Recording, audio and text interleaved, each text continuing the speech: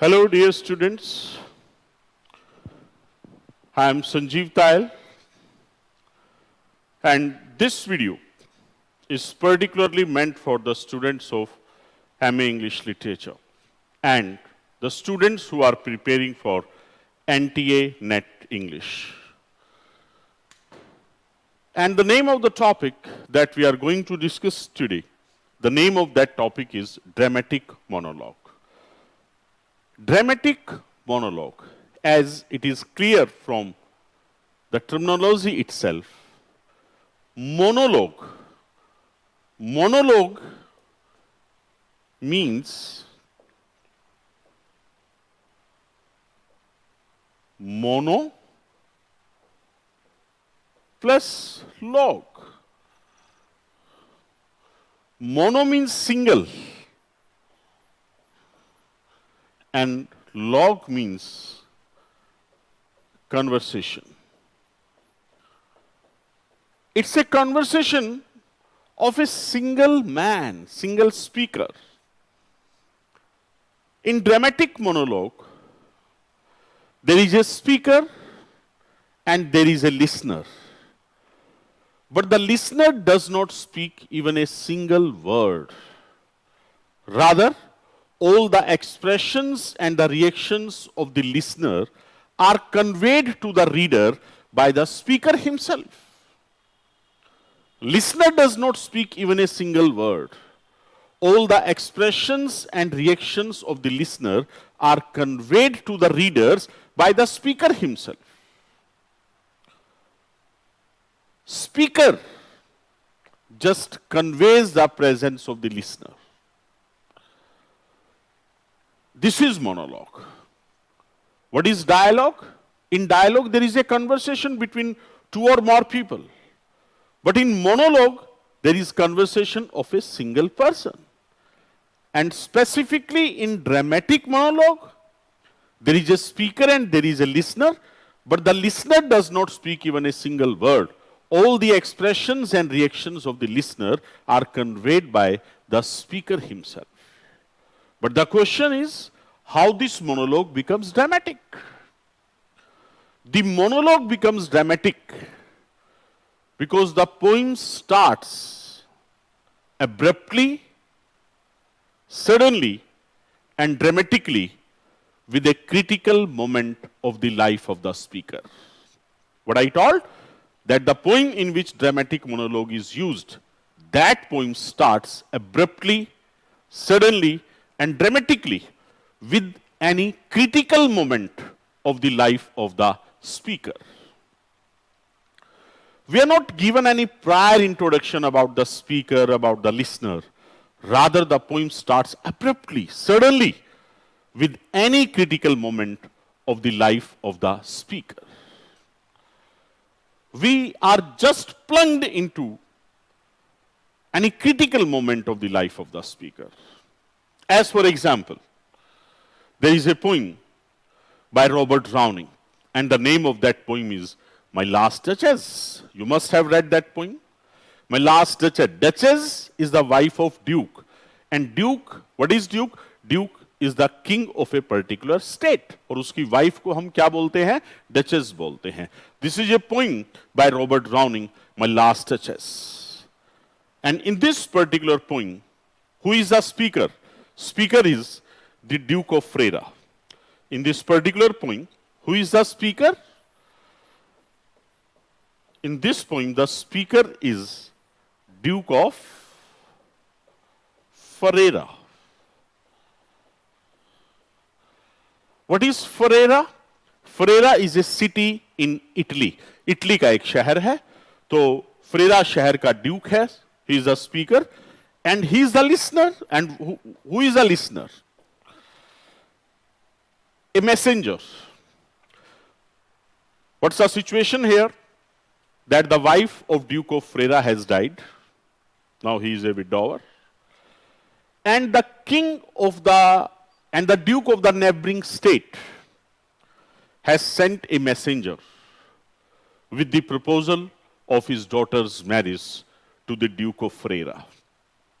So there is a messenger who has brought a message from the Duke of neighboring state for his daughter's marriage. So Duke of Freira is the speaker, and that envoy, that messenger, is a listener. And Duke of Freira is talking to that messenger.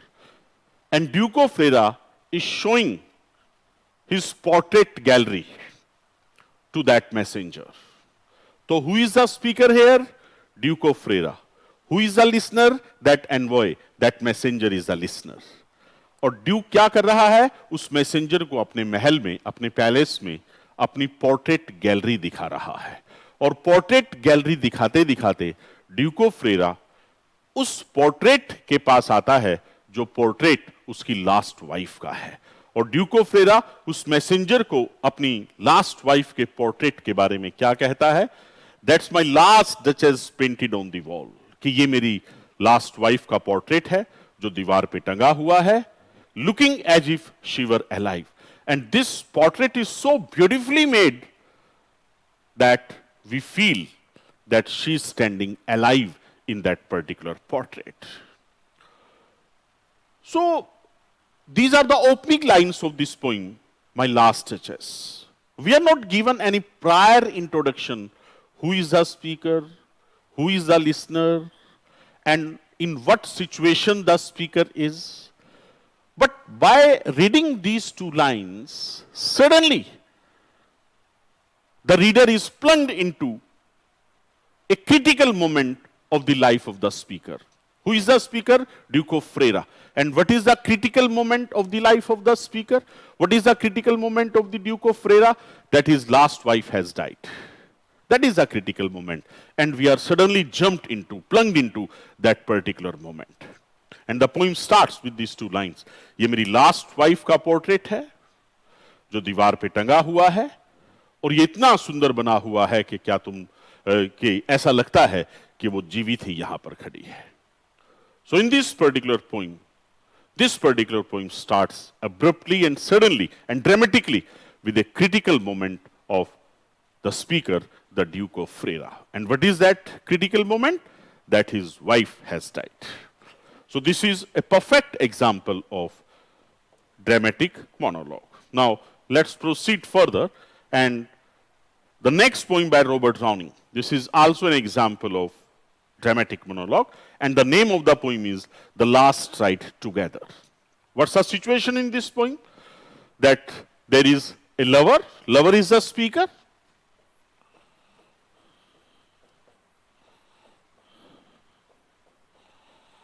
and beloved is a listener. The lover used to love that girl for so many years. And now, when he just dares to propose that girl now has denied the proposal. Their love affair has come to an end. But the lover is not at all pessimistic. Rather, the lover requests his beloved for the last ride together. So who is the speaker? The lover. And who is the listener? The beloved. तो lover क्या कहता है अपनी beloved को? I said. Who is I? The lover, the speaker. I said, then dearest, since it is so. Lover कहता है कि oh my dearest, oh my beloved, since it has happened. What has happened?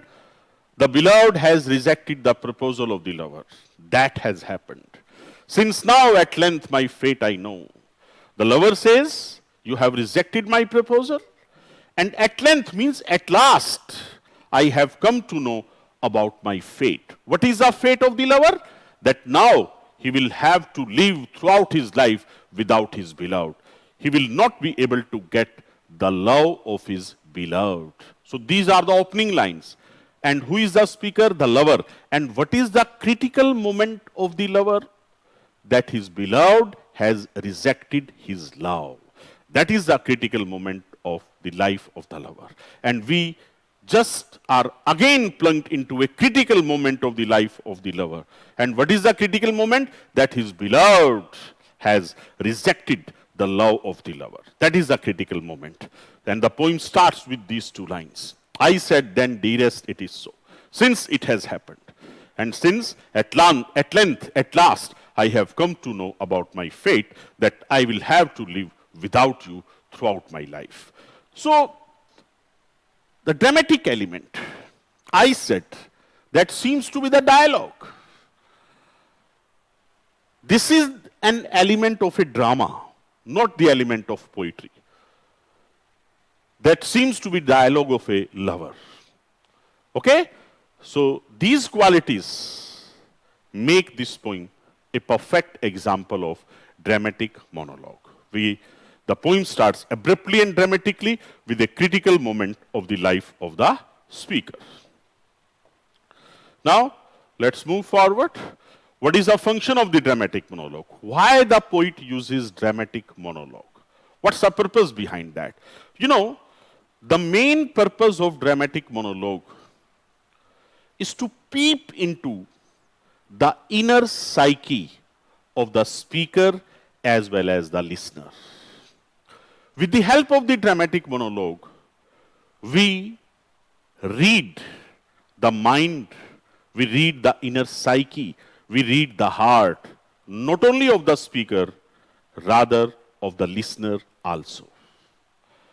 So you can say this term, this quality of dramatic monologue is just like the modern term that is stream of consciousness technique. These two terms have the same purpose. So what is the purpose of dramatic monologue? Just to peep into the inner psyche, the inner soul of the speaker as well as the listener. As, for example, in the poem My Last Duchess, whatever the Duke speaks, by that we come to know that Duke is hypocrite, he is greedy, he is the lover of art, he is of possessive nature. And what we come to know about the Duchess, that she is kind-hearted, she is of democratic nature, she is compassionate, and these qualities of the Duke as well as the Duchess are conveyed to the readers not by the poet. Rather, the reader just interpret these qualities of Duke and Duchess themselves by whatever is spoken by the speaker. Whatever is spoken by the speaker. So whatever the speaker speaks, from that we come to know about the qualities, the mental qualities of the speaker as well as the listener. So that is the main function of dramatic monologue, that we peep into the inner psyche and the inner soul of the speaker as well as the listener. So this is the main purpose of dramatic monologue, main function of dramatic monologue. Now, what are the examples of dramatic monologue where this particular quality, this term has been used? Examples are Tennyson's poem, Alfred Tennyson. He is a poet of Victorian age. His two poems, Ulysses and Saint Simon Stylites. These two poems were published in 1842. These are the perfect examples of dramatic monologue. And Robert Browning, he is a main poet concerned with dramatic monologue. And his poems, My Last Duchess, Fra Lippo Lippi, The Last Ride Together, right? Evelyn Hope, Porphyria's Lover. All these poems are perfect example of dramatic monologue. Then moving forward, as far as modern age is concerned, 20th century is concerned, T.S. Eliot's poem, The Love Song of J. Alfred Prufrock, that was published in 1917. T.S. Eliot's poem, The Love Song of J. Alfred Prufrock, that was published in 1917. That is also a perfect example of dramatic monologue. So, my dear students, These were some examples of dramatic monologue. So this description was concerned with a literary term, dramatic monologue. So my dear students, if you like my video, then please like it, share it, and please subscribe my YouTube channel, Tayal academy Jind. और मैं आपके साथ, आपके सामने इस तरह के नए नए वीडियोस लेके आता रहूंगा. And please encourage me by liking it, sharing it, and subscribing it. Thank you. Thanks a lot.